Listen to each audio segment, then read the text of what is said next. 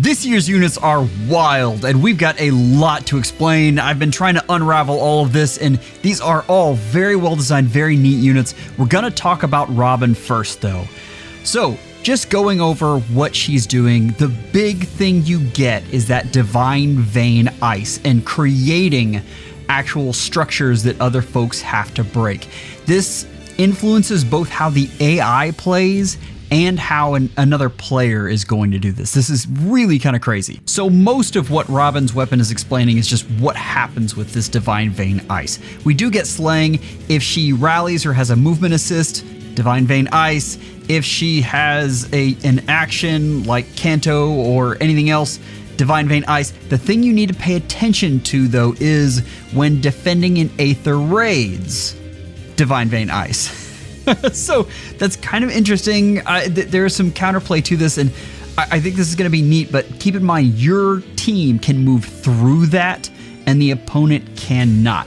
I think this is going to be a really interesting thing in summoner duels specifically. We do have a lot of warping, and that helps, but also we have a lot of things that stop warping. There's going to be some interesting play and counterplay.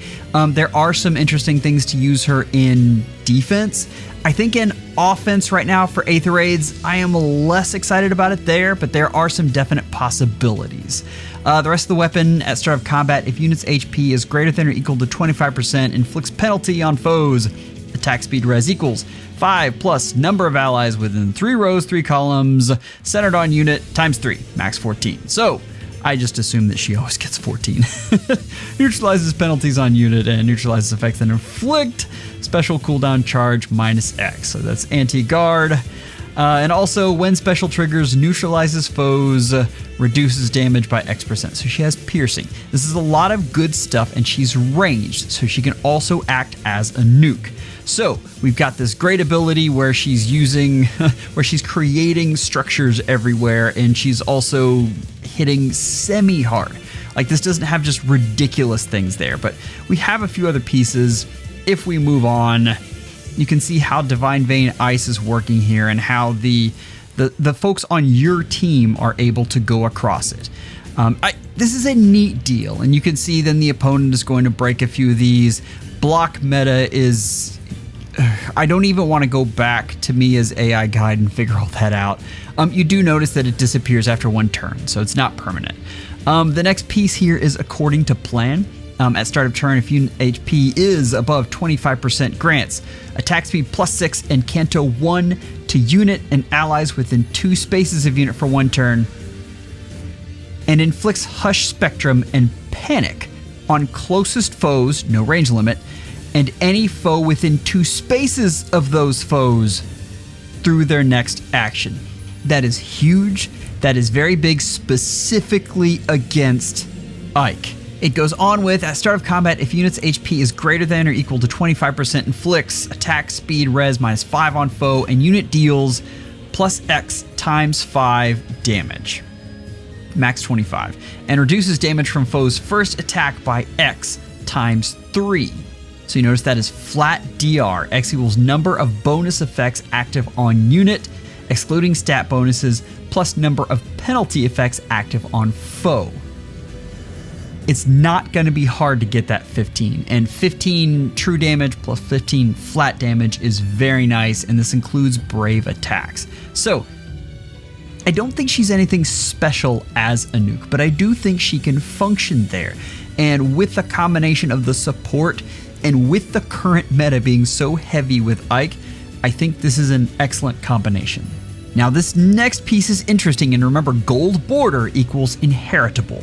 This is creation pulse. If penalty is active on foe, and remember, this unit is all about putting penalties on the foe, grants attack speed +3 to unit during combat, and also, if unit's attack can trigger unit special, grants special cooldown count -X to unit before unit's first attack during combat. X equals number of penalty effects active on foe, excluding stat penalties, max 2. Having a 2 cooldown jump is very powerful, especially as an inheritable. I am assuming this is infantry only, so be on the lookout for that. but that is something that is very good, and I expect to see this on more units, and I think this will be an excellent C skill. We have seen the rise of C skills that influence the unit's attack, and I think this is in that vein and can be very good.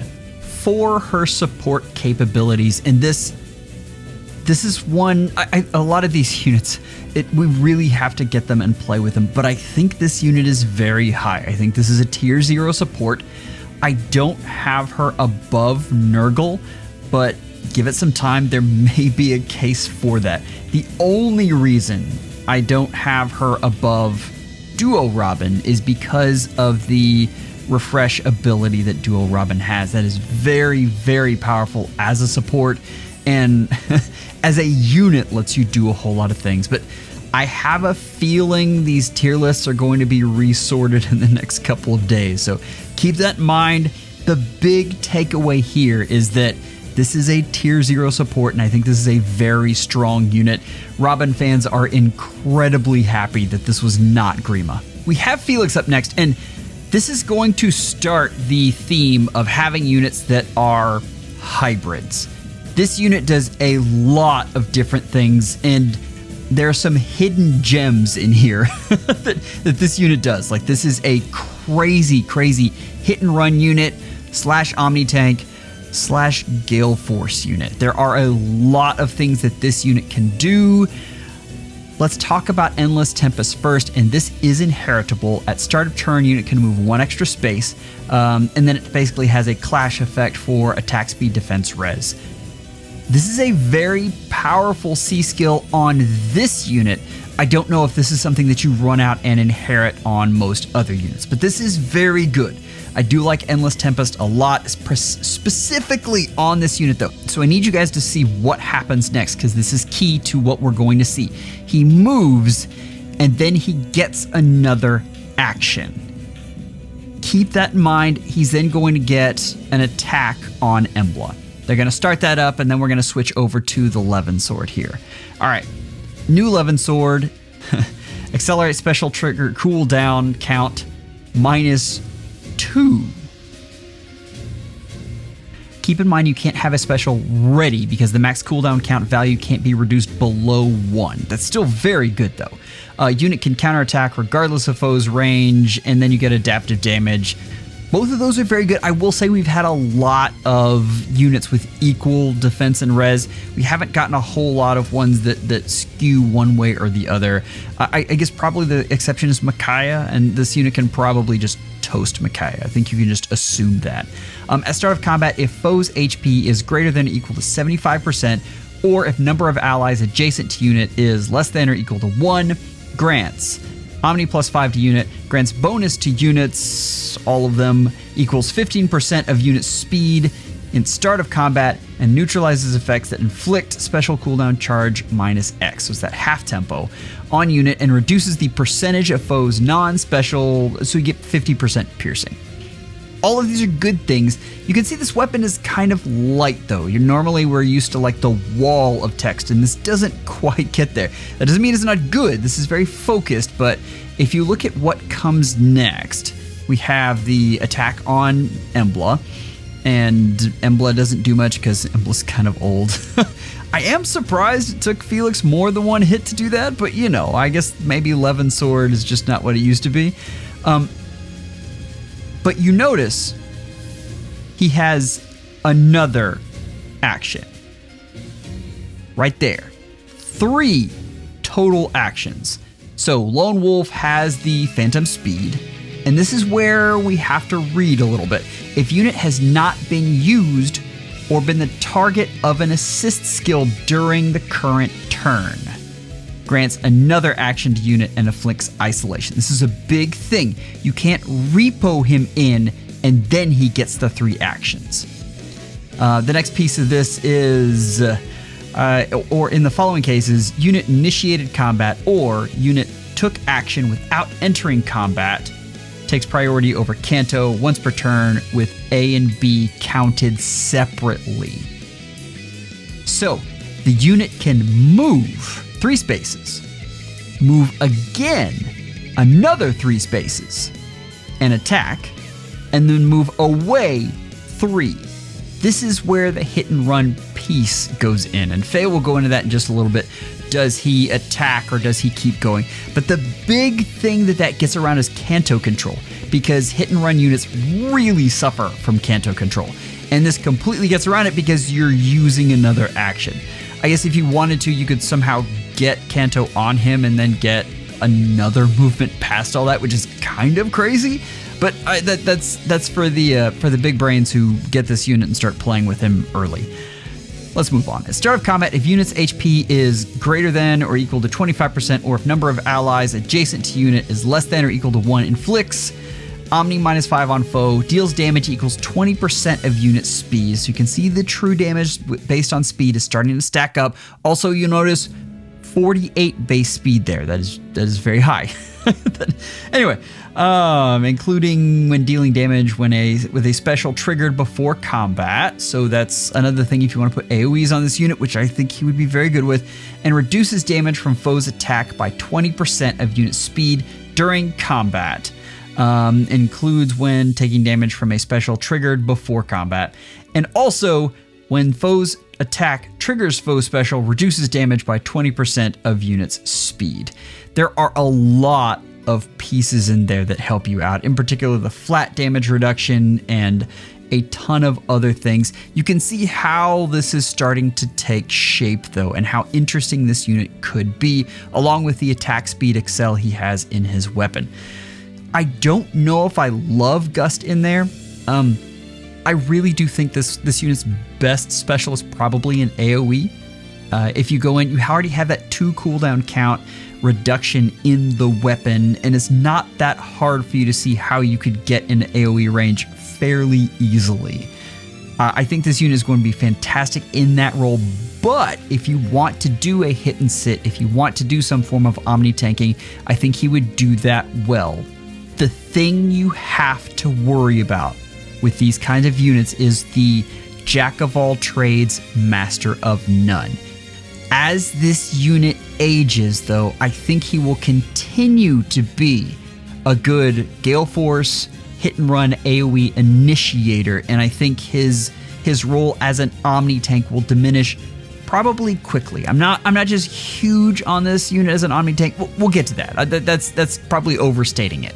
But this unit is very good, and I'm impressed with this unit. I think this unit encourages a lot of creative play, and as you guys know, that is one of my favorite things.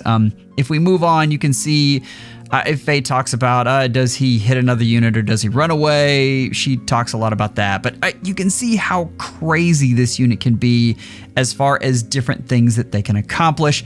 I don't love this unit in Summoner Duels, but in Aether Raid's offense, I think he's incredible.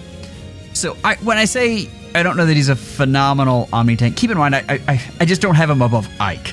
That's really what I'm talking about. I still think this is a tier 0 Omni tank. I think he has a lot of the things you need, but it's the combination of being able to go in and smack your opponent and then being able to move away to a distance to where you can pick and choose what units are coming after you with.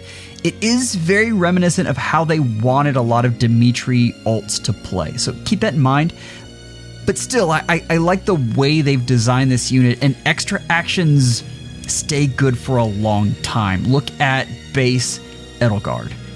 Base Edelgard is not particularly a great unit, but because she has an extra action and high attack, you can always use her for AoEs. I think because of that, the floor for this unit is fairly high. The one other thing I want to look at is, as far as a Gale Force initiator, I have this unit probably as the second best in the game. There's a real good reason for that though, and that's because of Sharena and Edelgard. Every single one of these near saves right now are green, and this unit is red and puts out a lot of damage. You can see where this is going. Like, this is a unit that that can probably do a lot of harm. The only reason I have him under Golveg, I understand Golveg's a little underpowered. Honestly, I use her a lot, but 4 actions is a ton and affords you a lot of different things you can do. This is why I don't have him higher. if I don't have hit and run rankings, I normally think of either player phase and I put those in Gale Force, or I think an enemy phase, and in this case, this would be Omni Tank. I think he can do both, but just keep in mind, this is a very good unit, and I think the folks who have been waiting for Felix for a long time are pretty happy right now. All right, now we're getting into the first place, folks, and this unit is really interesting, and I want to see... I want to see all of the different things that people come up with, but particularly on defense, I think this unit has some fascinating applications. Right away, you notice that they're pitting her up against Emblem Ike, and they're sending us a signal right there.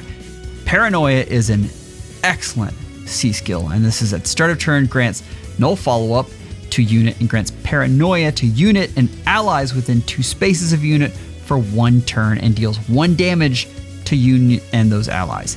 Thank you so much, IS, for just saying "and those allies" instead of typing it all out. Ugh.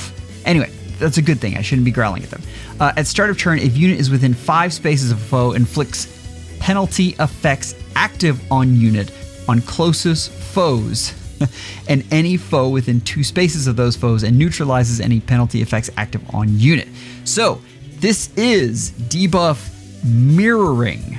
Now you have to be within 5 spaces, but if you think about like in terms of Aether Raids, if this unit is on a front line, either on offense or defense, you're going to be 5 spaces. So that is really interesting effect-wise. The thing, I mean, reflecting back penalties is an incredibly powerful thing you can do. Understand that on offense, though, you're going to have to wait the first turn out because the penalties aren't going to be active yet. So just keep that in mind. On defense, though, this gets really interesting, and I think also the range is a little inhibitive, but I think this is also going to be an interesting SD unit, and we'll talk about that in a second. But at start of combat, if unit's HP is less than or equal to 90%, grants attack speed +5 to unit and neutralizes effects that inflict special cooldown charge -X on unit during combat. That's going to be really important for what she does here in a second, because Paranoia, you know what, I'm not going to read this. This is great. Basically, this is Desperation and this is Vantage. And there's some conditions there. We can talk about those, but those 2 things are very, very powerful. You do have folks that steal bonuses, but keep in mind, if you have Vantage, if you can kill them before they attack you, then you don't have that, that essence drain isn't going to take effect. That's already really interesting, and you can see on defense how this can be kind of crazy. I think giving everyone Vantage on summoner duels can also be incredibly annoying. Now, the Inexhaustible enables Canto Distance max 3, accelerate special trigger cooldown count -1. That's great. Effective against flying foes. Unit attacks twice. That's dual phase brave. That's really important for Vantage units. Absolutely critical. If unit initiates attack or bonus is active on unit, grants Omni +5 to unit and grants bonus to all of them equals 15% of unit speed at start of combat, and deals damage equals 20% of unit speed, excluding AoEs, and reduces the percentage of foes non-special at 50% piercing. So we've got all the things that we need in order to make this a Vantage unit, but how hard does she hit? And this is a big deal. Now, keep in mind, this is her attacking end, so she's got Desperation. She's going to hit 4 times. You notice Curve Shot goes off, and we should probably pause it there. Curve Shot is a new inheritable and boosts damage by 30% of greater of foe speed or defense, which is interesting. And if units or foe special is ready, or unit or foe special triggered before or during this combat, and if unit can attack during combat, reduces damage from foe's next attack by 40%. This is, you remember they were trying to make nukes more survivable a while back with A skills, and then they gave out piercing just like it was candy. This is a way around that. This is within the special, and so this is not pierceable. So, we had the first Curve Shot, which takes out Ike. Now, imagine she would have had 2 more hits. And if he's got a lot of bonus stats, if he is really buffed up, she's got another curved shot to hit. So that is a lot of stuff going on. This unit hits very, very hard and doesn't require AoEs. That's really big because we've gotten so many things that allow you to get around area of effect specials, and they're everywhere in the meta, so everyone is using them. This is a fascinating unit, and the fact that she's blue really kind of hones her in as an Ike counter. We need to look at where she ranks, and again, this is one of those things you've really got to look at what all they're trying to do with her. And so I've got 2 different tier lists for you. As far as ranged nukes, I have this unit very high, and remember, right now, the way I rank a nuke is how well they do against Ike. I still think Celica, I think Celica is just held up as the best nuke right now. I do have the AoEs bumping down, and that's after seeing so many things that stop AoEs. That doesn't mean they're not good, but having a unit like Bernadetta that can take out Ike without AoEs is kind of a big deal. I have a feeling she's going to need help, but everyone needs help taking out a buffed up Ike. It's just the way it goes. Again, I like this unit a lot. I think she's going to be a lot of fun. I think she's going to be amazing. We'll get to that. Hold on. Next tier list. Amazing support. There we go. So I really, this is one of those things that this is that tier 0, and I think there's going to be some jockeying there. I do have Nurgle and Duo Robin above her, but there are some really creative things that could happen. This is one of those deals where for certain people, this is going to be the best support in the game. For others, not so much, but I think on average, she is going to be a tier 0 support. Just keep in mind, if you're looking at this unit thinking that she is a godsend for exactly what you want to do, there's nothing wrong with that. Like this is a very good unit, and I think you will enjoy her a lot. Okay, we now get to Alfonse, which is dressed up like Gustav, and I love it. This is fantastic. Got an axe, and got so many stats. This is the stat king right now. We're going to go over what exactly happens here. This is the unit that I am least confident about because there are a lot of new things. There are a lot of different things that are going on. I have a feeling that this is going to be one of those units that a lot of people really love down the road, though. Automatically, you see the range. Like, this is a fantastic range here. This is a special Makings of a King. Boost damage by 30% of units' defense, plus defense, great talent. We'll get to that in a second when special triggers. Reduces damage from attacks during combat by percentage equals 40 minus 10 times current special cooldown count value. Understand, this is in the special, so this is not pierceable. At start of turn, grants attack, defense, res, why couldn't it have been speed? Great talent plus 2 to unit, and attack, defense, res, great talent plus 1 to allies within 3 rows and 3 columns. Great talent is stat bonuses, flat stat bonuses that happen as the match goes on, and they stack per match, which is really a neat thing. So you're gaining essentially permanent stats as you go on. At the start of each turn, this unit gets 2 and all the allies get 1, well, within 3 rows and 3 columns. And keep in mind, so every turn there's going to be more of those. After combat, if unit special triggered, and it's going to trigger, grants attack, defense, res, great talent plus 4 to unit, and attack, defense, res, great talent plus 2 to allies within 3 rows and 3 columns. So again, you're stacking more.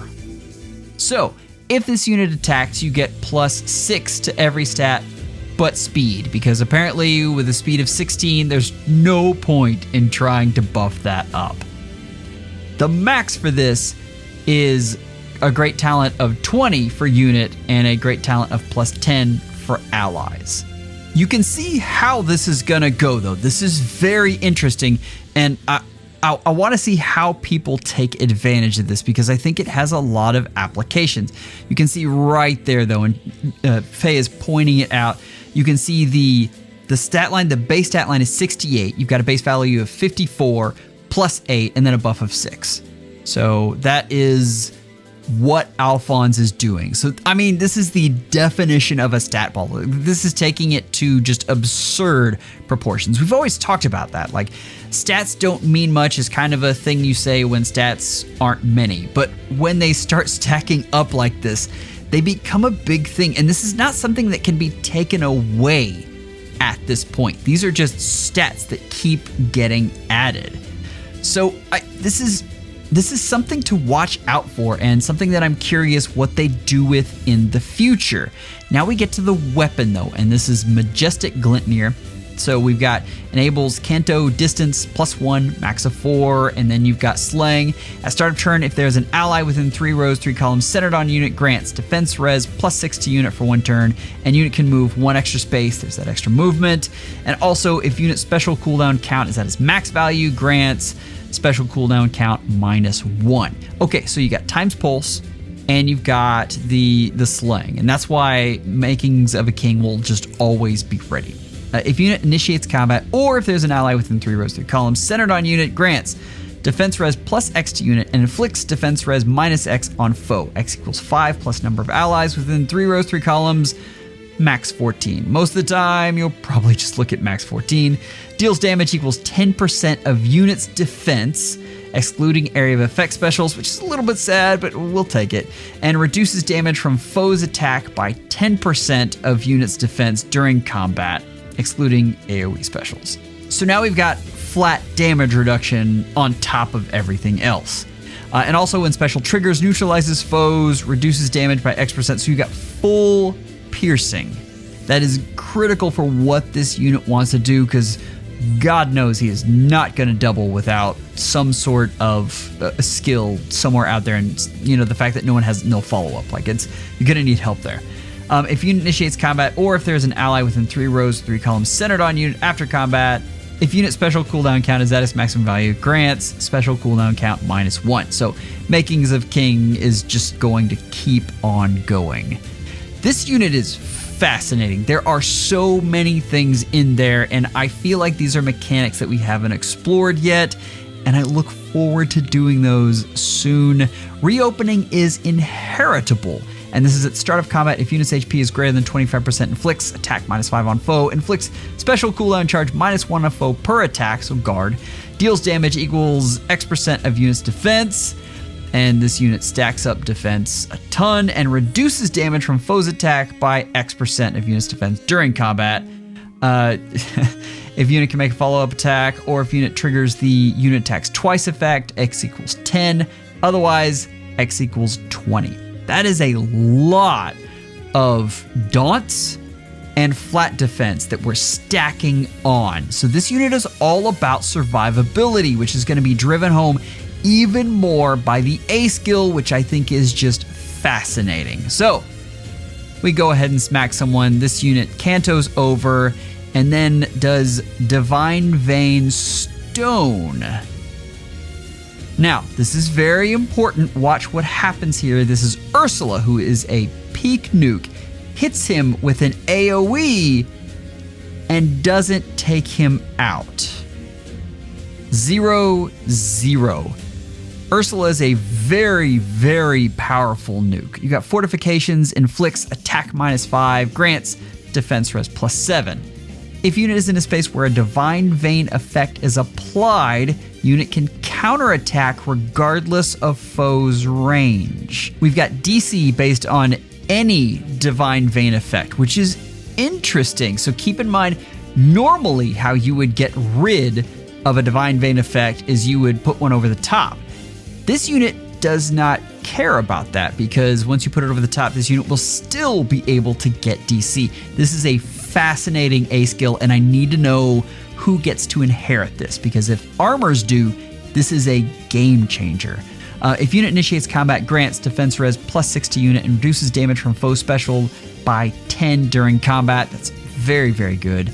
So the last part is, if unit has entered combat, you get Divine Vein Stone. And I mean, this is the smaller pieces, is within 2 spaces. It's not like Lumera's, but this is all together. This is a really interesting piece here. And I think this is a great A skill and an interesting take on the distant counter A skills in general.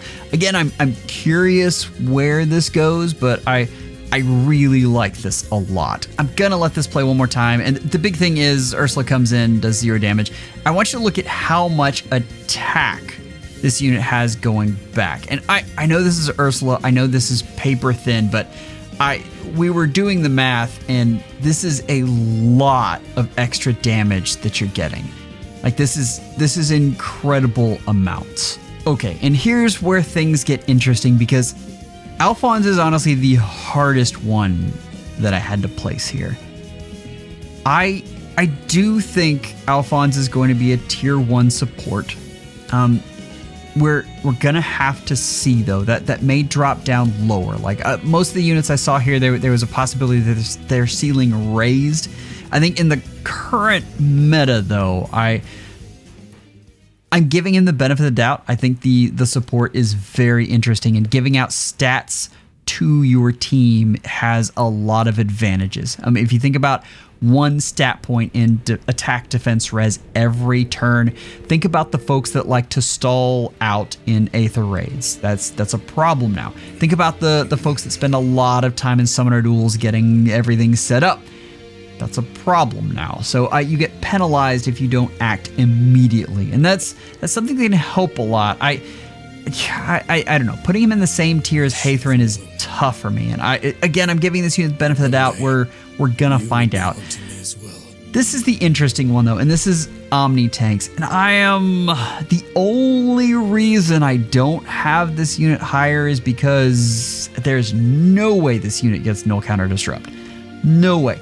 This unit has a ton of survivability. I think this unit is going to be a brick of a unit. I think this unit is going to hit back very hard. But if the other unit has any kind of counter disrupt, I mean, what do you even do? You might ting, that's a possibility, but there are a lot of nukes that hit very, very hard right now. So keep that in mind. You just saw Ursula. Ursula is a fantastic unit and couldn't really punch through the defenses. We'll find out as this goes, but this is more a statement of how bulky this unit is than anything else. And I think from a bulk standpoint, this unit is going to be incredible. If you want to think ARD frontliner, at the same time, you are giving your team stat points, and you've got a wall that someone's going to have a hard time breaking through. This unit has a ton of interesting applications. I'm going to give you a crazy theory here, and I've been doing a ton of research on Choose Your Legends units, and there are always units that they put out that gain value later. Just say they put out a survivability mode in December. Let's say they make this an entirely new mode, much like ones they've done in the past, but hopefully it's actually fun. But this unit suddenly becomes an incredibly powerful unit if you've got multiple turns where you're stacking up, particularly if you're going up against wave upon wave of enemies. I just want you to keep that in mind. Keep it in the back of your head. Anytime you're going up against tons of enemies, this unit is going to be incredible. So the bigger the teams are on the other map, the better this unit is going to be. Okay, real quickly, we're going to look at just stats here and how many orbs it takes to +10 these units. I want to bring some stuff up here though. First off, keep in mind that you get to spark a unit and you get to get a unit for free. So that is, if you are merging these units up, that is already something that is very, very good, and you want to keep that in mind.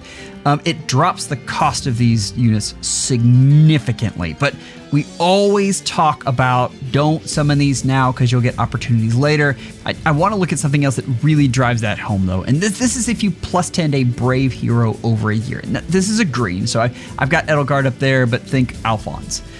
Alfonse over an entire year would cost you at 50th percentile, and I understand that's hit or miss, but that includes a lot of sparks.